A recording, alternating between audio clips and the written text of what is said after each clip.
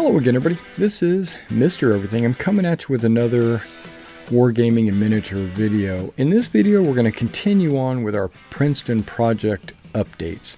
And I'm here to let you know how I'm progressing and the status of the Princeton project that we're working on, where I am at, what my thought process is, how I'm developing the scenario, basically my whole build process and scenario writing process. Okay, so right now where I'm at, I'm still in the middle of popping units off their old bases for British Grenadier and mounting them on black powder bases. And I've done 5 British regiments and I've done 3 colonial regiments. I'm in the process right now of doing another 5 colonial regiments. They're still in the process. I've got them glued on the new bases. I got the plaster down and I have the brown paint down. Now I just need to put the gravel and the flock on them and they will be done. Now the status of my ordering, I might have mentioned this in the previous video, but I have ordered a box of colonial militia and a box of colonial continental troops, and those aren't going to be enough. I've already figured out that those 60 models will be just about 45 miles short of what I'm going to need. Even by cannibalizing my metal that I have left over from Freeman's Farm, I'm still going to be short. And I think I'm going to be short. So what I'm going to do is I'm probably going to order another militia box, and I'm going to intermix these militia soldiers in and amongst the revolutionaries, the Continentals, because I don't want all my Continental units to be exactly the same uniform. I want to have a little variety. Maybe a guy in the fighting with the Continentals that is out of uniform or something like that. That's what I'm looking for, because the Continentals were a hot mess. The British, I have all the regiments I need for the British. I have enough unpainted metal that I can just build all the British that I need. Okay, so now let's talk a little bit about my next thought process. Well, I've been researching and I've noticed that a couple of the units on the Continentals, I'm getting conflicting stories on sizes and positions and where they were attached, and that my numbers might change, like which units are which. It looks like I'm going to need a whole bunch more from Mifflin's brigade, which I don't even have on my list.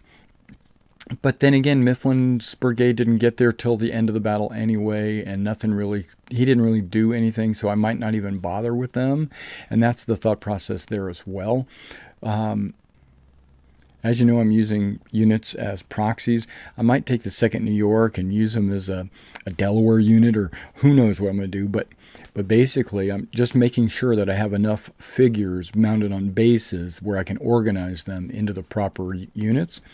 But on the other hand, on the flip side, I'm a perfectionist and I want to make sure that every unit is the unit that it is. So every future unit that I'm putting together, and some of these units that, like the 1st Canadians that I have there, could very well be another unit, because they're wearing hunting coats, and a lot of units were wearing, or hunting shirts, a lot of units were wearing hunting shirts. I might make them another unit, right? And I've got these Pennsylvania light troops that I have still to work on. They could very easily be the Delaware unit, because the Delaware unit wore the light infantry uniform. So that's what I'm thinking about doing, is maybe changing a few of the things around to make it work right. Okay, but you won't really see that until I get closer to actually getting there. Okay, so that's the thought process of mine. Now, I'm going to be short figures for Continentals, so I think I might have to order a couple more boxes, but we'll see. We'll see how that comes out. And I'm in no rush to get these models to put. I just want to make sure that I'm gradually working. So it might be, once I get some of the ones that I'm finishing now painted, maybe then I'll jump in on another box. But the downside on that is, and this is my mind process, if I am going to be mixing up figures in units and things like this. I need to have all my options available in front of me so that I can, because what I'd like to do is take 16 models at a time and put them in a box and say, okay, this is going to be the 1st Delaware.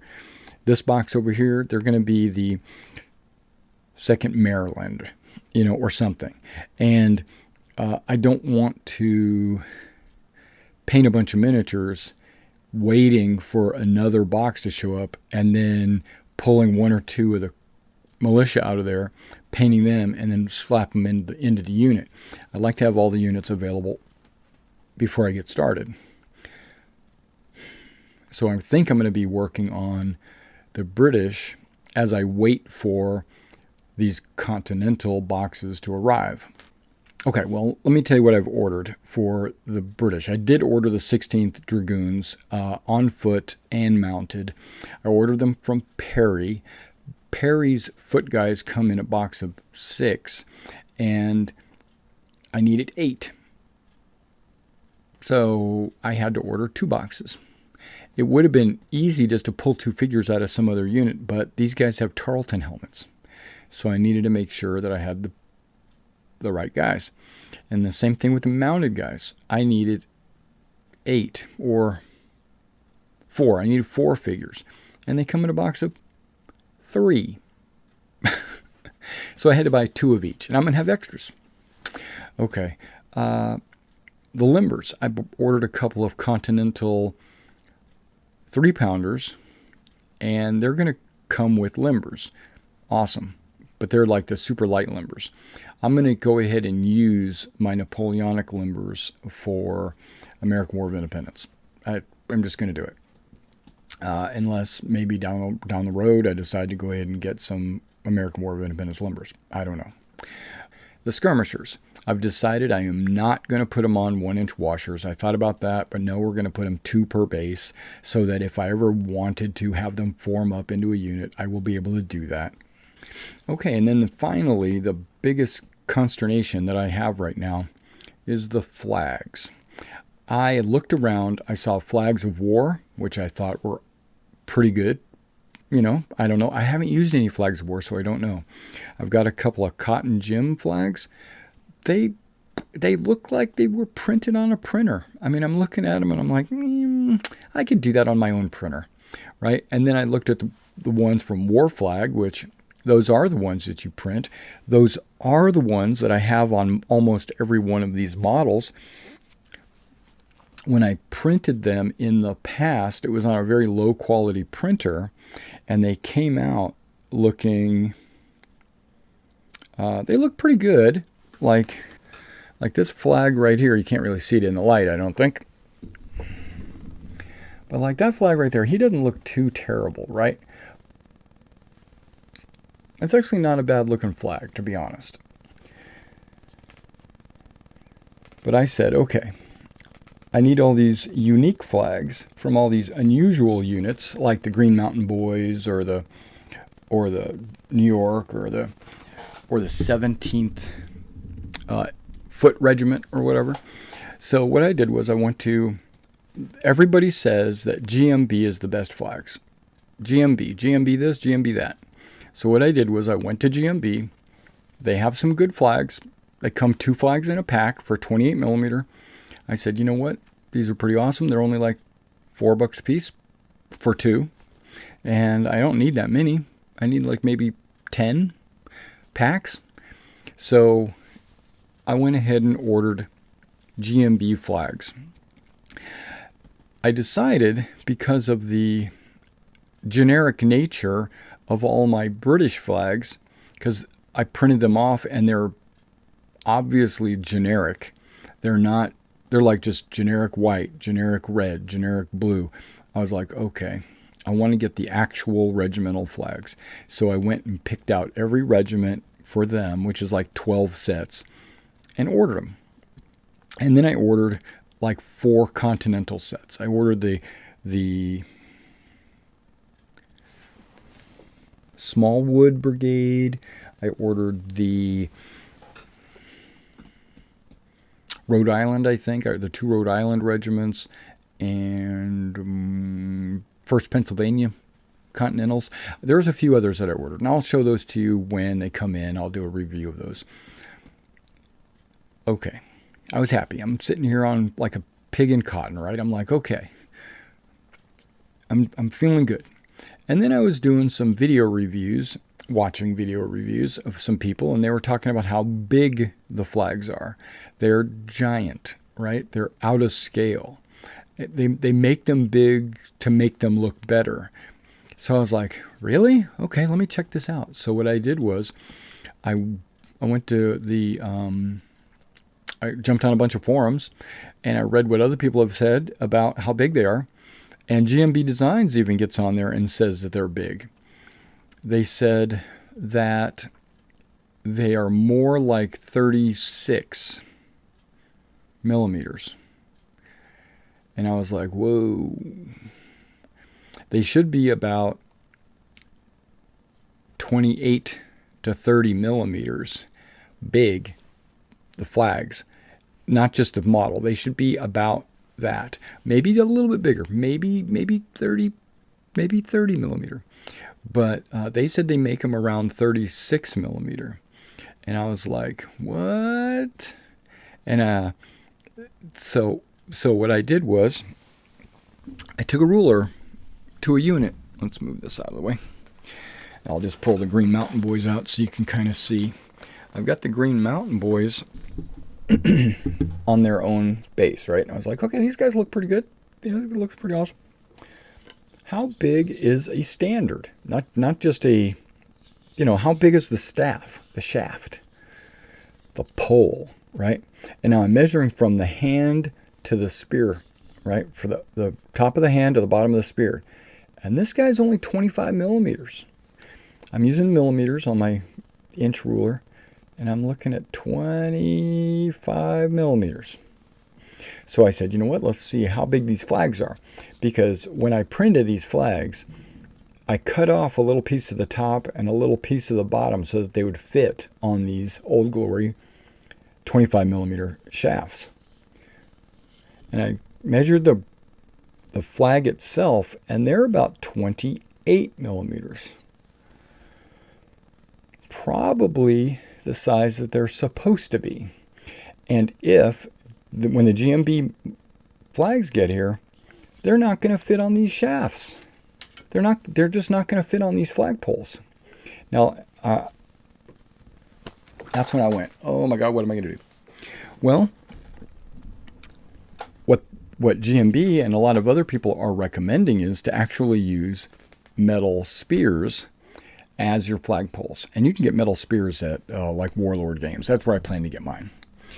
Now they have a couple of selections. They've got like a 50 millimeter one and an 80 millimeter one. So then I said, well, how big is this, the whole thing from the bottom to the top, right? And I'm looking and I said, oh, this guy's 45 millimeters. Okay, so if I get the 50s, I'll be getting an extra. I'll be getting an extra 5 millimeters. But then I thought about it, and I said, if I get an extra 5 millimeters, will that be enough? No. Because I'm going to have to drill. First of all, I'm going to have to clip this spear off, right, from his hand. Then I'm going to have to take a pin vise, drill a hole through his hand, and then I'm going to have to clip the bottom piece of the shaft off, and I'm going to have to drill a very small little hole, like a grounding hole, in there, and then drop this spear shaft in there. And if I do, the spear shaft's going to go into his hand, and it's only going to be like 5 millimeters more. So 20, adding 5 more, that's only 30. And these GMB flags are apparently 36. So I could do that with the 50s, but I could also do that with the 80s. If I get the 80s, I can just clip off a couple of centimeters off the bottom, turn them into maybe 60s, and then use those. And then they would actually fit better. I'll figure out exactly how much I need to clip once I put the flags on them, and then once I figure out how, because every standard bearer might be a little different. Their hand grip size might be a little different. They all look kind of the same. I looked at them. They all look pretty close. But the British have these extra long poles because their flags are supposedly the biggest. So, and that's what GMB said. So what I need to do is get some of these flags in. But I don't think the 50 spears are going to be big enough. So I'm going to order some 80s. And you get like 40 of them for the same price you get 50 of the 50s. I don't think I'm going to need 40 flags. I don't think so. Okay, I need 2 per British regiment. That's 24. Ooh, maybe I will need more than 40. Okay, hold on. Let's do some really quick math here. Because I'm planning on replacing a lot of my Continental flags because they all look like they were printed by me, and they're getting old and faded. Maybe a few of them do. So let's see, 1, 2, 3, 4, 5, 6, 7, 8, 9, 10, 11, 12,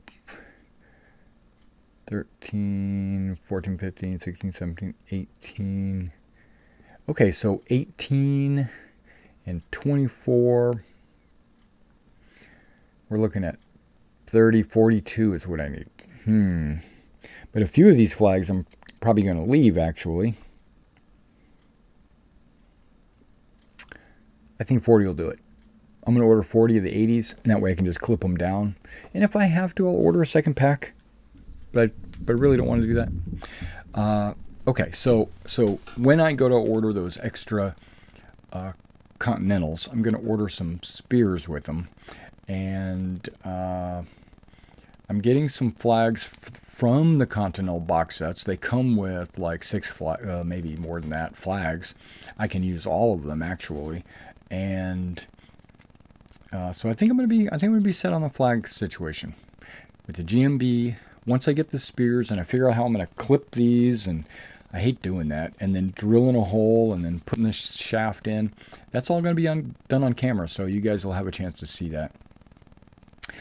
Okay, at the end of this video, I just want to make sure I let you know this. At the end of this video, I am going to do a money shot or a pan over of the models that I do have finished, and then I'll catch you on the next one.